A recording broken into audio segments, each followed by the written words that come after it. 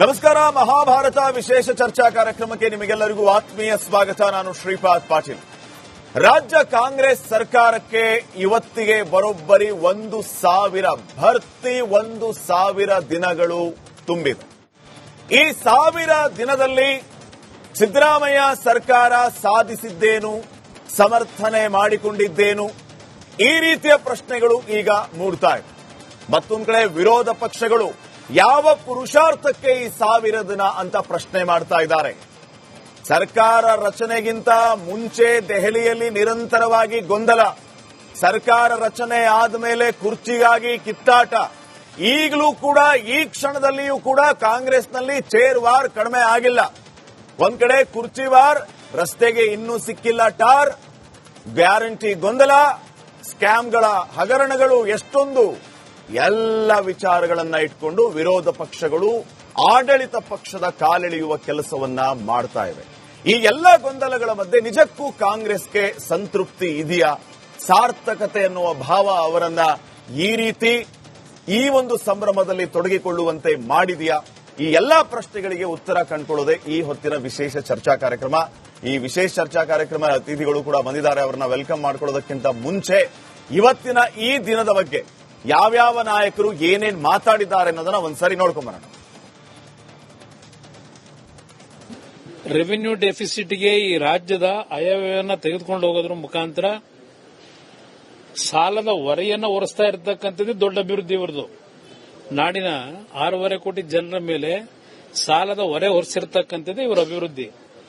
ಆದರೆ ಇವರುಗಳು ಯಾರು 38 ಜನ ಅವರು, 37 ಜನ ಅವರು, ಇವರು ಯಾರು ಸಾಲಗಾರರು ಆಗಿಲ್ಲ, ಇವರು ಯಾರು ಅಭಿವೃದ್ಧಿನಲ್ಲಿ ಕೊರತೆನೂ ಆಗಿಲ್ಲ. ಇವರಿಗೆ ಸಂಪದ್ಭರಿತವಾಗಿದ್ದಾರೆ ಅಭಿವೃದ್ಧಿನಲ್ಲಿ. ಇದೇ ಇವರ ಸಾಧನೆ ಅನ್ನೋದು ನನ್ನ ಅಭಿಪ್ರಾಯ.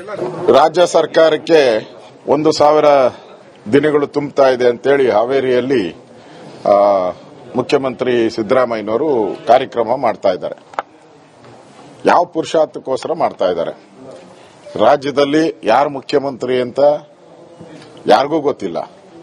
ಮುಖ್ಯಮಂತ್ರಿ ಯಾರು ಅಂತ ಕೇಳಿದ್ರೆ ಮಾಧ್ಯಮದವರಿಗೆಲ್ಲ ನೀವು ಯಾರು ಏಜೆಂಟು ಅಂತ ಪತ್ರಿಕೆಯವ್ರನ್ನೆಲ್ಲ ಅವ್ರ ಮೇಲೆ ರೇಗೋ ಅಂತದ್ದು ಎಲ್ಲ ಮಾಡ್ತಾ ಇದ್ದಾರೆ. ಒಂಥರ ಫ್ರಸ್ಟ್ರೇಷನ್ ಔಟಿದೆ ಅವ್ರಿಗೆ.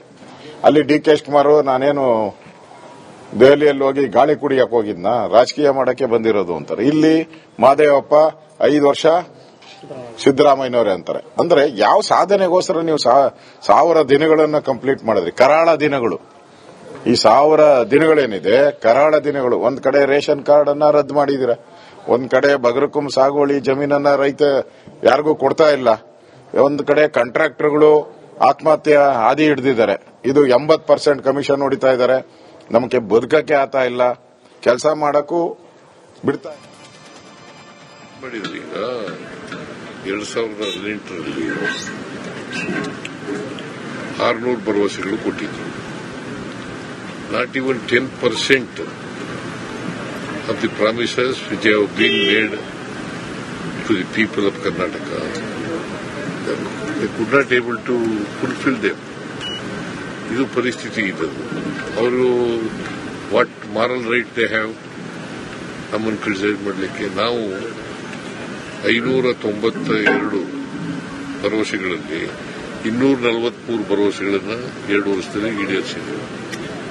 2.5 ವರ್ಷದಲ್ಲಿ ಇನ್ನು ಉಳಿದವನ್ನು ಕೂಡ ಈಡೇರಿಸ್ತೀವಿ, ಪ್ರಯತ್ನ ಮಾಡ್ತೀವಿ. ವಚನ ಭ್ರಷ್ಟ ಕಾಂಗ್ರೆಸ್ ಸರ್ಕಾರ ಅಂತ BY ರಾಘವೇಂದ್ರ ಅವರ ವಚನ ಭ್ರಷ್ಟ ಬಿಜೆಪಿ ಸರ್ಕಾರ, ಕಾಂಗ್ರೆಸ್ ಸರ್ಕಾರ ಅಂತ ನೀನ್ ಹೇಳ್ರಿ. ಬಿಜೆಪಿ ಅವರು ಆರೋಪ ಮಾಡ್ತಿದ್ದಾರೆ ಸರ್. ಆರೋಪ ಅಷ್ಟೇ, ಸುಳ್ಳು ಆರೋಪಗಳನ್ನು ಮಾಡ್ತಾರೆ. ನಿಮ್ಗೇನೇನು ಕೊಡಬೇಕು ಅಂತ ತೀರ್ಮಾನ ಮಾಡಿ ಈ 5 ಗ್ಯಾರಂಟಿಗಳನ್ನು ಕೊಟ್ಟು,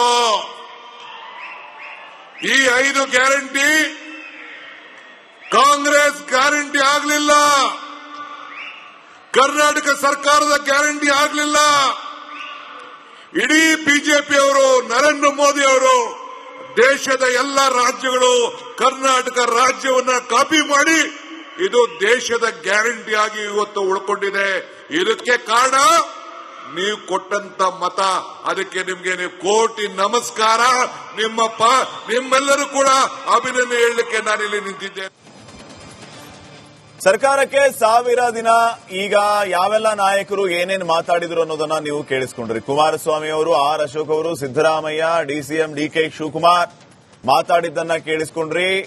ಜನರು ನಮಗೆ ಸಹಕಾರವನ್ನ ನೀಡಿದ್ದಾರೆ, ಆಶೀರ್ವಾದ ಮಾಡಿದ್ದಾರೆ, ಹಿಂಗಾಗಿ ನಾವು ಸಾರ್ಥಕತೆಯ 1000 ದಿನಗಳ ಸಂಭ್ರಮವನ್ನ ಆಚರಿಸ್ತಾ ಇದ್ದೀವಿ ಅಂತ ಹೇಳಿ. ಯಾವ ಪುರುಷಾರ್ಥಕ್ಕೆ ನೀವು 1000 ದಿನ ಆಚರಣೆ ಮಾಡ್ತಾ ಇದ್ದೀರಿ? ಇವು 1000 ದಿನ ಅಲ್ಲ, ಕರಾಳ ದಿನ ಅಂತ ಅಶೋಕ್ ಅವರು ಹಾಗೇನೆ ಕುಮಾರಸ್ವಾಮಿ ಅವರು ವ್ಯಂಗ್ಯವಾಡ್ತಾ ಇದ್ದಾರೆ, ಟೀಕೆಯನ್ನ ಮಾಡ್ತಾ ಇದ್ದಾರೆ. ವಿಶೇಷ ಅತಿಥಿಗಳು ಆಗಮಿಸಿದ್ದಾರೆ, ಇವರನ್ನ ಕಾರ್ಯಕ್ರಮಕ್ಕೆ ಸ್ವಾಗತಿಸ್ತಾ ಇದ್ದೀನಿ. ಮೊದಲನೇದಾಗಿ ಹಿರಿಯ ಪತ್ರಕರ್ತರಾಗಿರುವಂತಹ ಶಿವಶಂಕರ್ ಅವರು ನಮ್ಮ ಜೊತೆಗಿದ್ದಾರೆ, ಅವರನ್ನ ಕಾರ್ಯಕ್ರಮಕ್ಕೆ ಸ್ವಾಗತಿಸ್ತಾ ಇದ್ದೀನಿ. ಸರ್, ಕಾರ್ಯಕ್ರಮಕ್ಕೆ ಸ್ವಾಗತ. ಹಾಗೇನೆ ಜೆಡಿಎಸ್ನ ವಕ್ತಾರರಾಗಿರುವಂತಹ ರಾಜು ಗೌಡ ಅವರು ಕೂಡ ಆಗಮಿಸಿದ್ದಾರೆ, ಅವರನ್ನು ಕಾರ್ಯಕ್ರಮಕ್ಕೆ ಸ್ವಾಗತಿಸ್ತಾ ಇದ್ದೀನಿ. ಕಾರ್ಯಕ್ರಮಕ್ಕೆ ಸ್ವಾಗತ ಸರ್. ಹಾಗೇನೆ ಕಾಂಗ್ರೆಸ್ನ ವಕ್ತಾರರಾಗಿರುವಂತಹ ಅಬ್ದುಲ್ ಮುನೀನ್ ಅವರು ಇದ್ದಾರೆ, ಅವರನ್ನು ಕಾರ್ಯಕ್ರಮಕ್ಕೆ ಸ್ವಾಗತಿಸ್ತಾ ಇದ್ದೀನಿ. ಇನ್ನ ಬಿಜೆಪಿಯ ವಕ್ತಾರರು ಸುರಭಿ ಹೊದಿಗೆಯವರು ಕೆಲವೇ ಕ್ಷಣಗಳಲ್ಲಿ ನಮ್ಮನ್ನ ಜಾಯಿನ್ ಆಗ್ಲಿಕ್ಕಿದ್ದಾರೆ. ಮೊದಲನೇದಾಗಿ ಶಿವಶಂಕರ್ ಅವರನ್ನ ಮಾತಾಡ್ತೀನಿ ಸರ್. ಈಗ ಪಕ್ಷದವರು ತಮ್ಮ ತಮ್ಮ ಪಕ್ಷಗಳನ್ನ ಸಪೋರ್ಟ್ ಮಾಡಿಕೊಂಡು ಮಾತಾಡುವಂಥದ್ದು ಸಹಜ. ನೀವು ಕಂಡಂತೆ 1000 ದಿನದಲ್ಲಿ ಕಾಂಗ್ರೆಸ್ ಸಾಧಿಸಿದ್ದೇನು, ಏನ್ ಹೇಳ್ತೀರಿ? ನನಗೆ 2023 ಮೇ 20ನೇ ತಾರೀಕು ಸಿದ್ದರಾಮಯ್ಯ ಅವರ ಸರ್ಕಾರ, ಸಿದ್ದರಾಮಯ್ಯ ಅವರು 2ನೇ ಸಾರಿ ಮುಖ್ಯಮಂತ್ರಿ ಆದಾಗ ಒಂದು ನಿಜವಾದಂತ ಭರವಸೆ ನನಗೆ ಖಂಡಿತ ಬಂದಿತ್ತು. ಅಂದ್ರೆ ನನಗಷ್ಟೇ ಅಲ್ಲ, ಜನಗಳಿಗೆ. ಯಾಕೆಂದ್ರೆ ಅವ್ರಿಗೊಂದು ಬಹಳ ದೊಡ್ಡ ಅವಕಾಶ ಇತ್ತು. ಏನಂತಂದ್ರೆ ಕ್ಲಿಯರ್ ಕಟ್ ಮೆಜಾರಿಟಿ. ಅವತ್ತಿಗೆ ಇವಾಗ ಅವರ ಹತ್ರ 137 ಜನ MLAಗಳಿದ್ದಾರೆ. Absolute majority. ಯಾವ ಒಂದು ಸವಾಲಿಲ್ಲ, ಯಾವುದೇ ಒಂದು ತಾಪತ್ರಯ ಇಲ್ಲ. ಮಾಡಿರಬಹುದಾಗಿತ್ತು. ಆದರೆ ಈಗ ಮುಖ್ಯಮಂತ್ರಿಯವರೇ ಹೇಳಿದ ಹಾಗೆ 596 ಭರವಸೆಗಳ ಪೈಕಿ 243 ಈಡೇರಿಸಿದ್ದೀವಿ. ಅಂದ್ರೆ ಆಲ್ಮೋಸ್ಟ್ ಒಂದು 50% ಅಂತ ಅನ್ಕೊಳ್ಳೋಣ. ಪಾಸ್ ಮಾರ್ಕ್ ಕೊಡಬಹುದು ಅವರದೇ ಪ್ರಕಾರ. ಅವ್ರು ಹೇಳೋ ಪ್ರಕಾರ ಬಿಜೆಪಿ 600 ಭರವಸೆಗಳಲ್ಲಿ 10% ಅಂದ್ರೆ 60 ಭರವಸೆಗಳನ್ನು ಕೂಡ ಈಡೇರಿಸಲಿಲ್ಲ. ಅಂದ್ರೆ ಇಲ್ಲಿ ಭರವಸೆಗಳಂದ್ರೆ ಎಲೆಕ್ಷನ್ ಮ್ಯಾನಿಫೆಸ್ಟೋ ಅವ್ರು ಹೇಳ್ತಾ ಇರೋದು.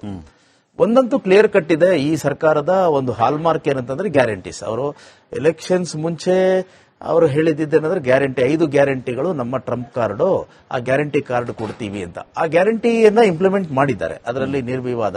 ಅಂದ್ರೆ ಅದರಲ್ಲೂ ಕೂಡ ಈ ಇದು ಶಕ್ತಿ ಸ್ಕೀಮ್ ಇಂದ ಏನಂತಂದ್ರೆ ಎಕಾನಾಮಿಕಲಿ ಒಂದು ರೀತಿಯಲ್ಲಿ ಹೆಣ್ಮಕ್ಳು ಎಂಪವರ್ ಆಗಿರೋದನ್ನ ಅಲ್ಲಗಳೆಯಕ್ಕಾಗೋದಿಲ್ಲ. ಯಾಕೆಂದ್ರೆ ಇವಾಗ ಈ ಗಾರ್ಮೆಂಟ್ಸ್ ಅಲ್ಲಿ ಕೆಲಸ ಮಾಡುವಂತವ್ರು, ಮನೆ ಕೆಲಸ ಮಾಡುವಂತವ್ರು, ಇಂಥವ್ರಿಗೆ ಒಂದು ರೀತಿಯಲ್ಲಿ ಏನು ಟ್ರಾನ್ಸ್ಪೋರ್ಟೇಷನ್ ಅನ್ನೋದು ಇದು ಫೆಸಿಲಿಟಿ ಸಿಕ್ಕಿರೋದು ನಿಜ.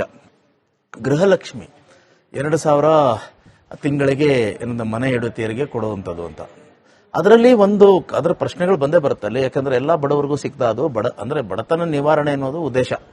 ಅಂದ್ರೆ ಯೂನಿವರ್ಸಲ್ ಬೇಸಿಕ್ ಇನ್ಕಮ್ ಸ್ಕೀಮ್ ಅಂತ ಅದು. ಆದ್ರೆ ಅದರಲ್ಲಿ ಅನ್ಡಿಸರ್ವ್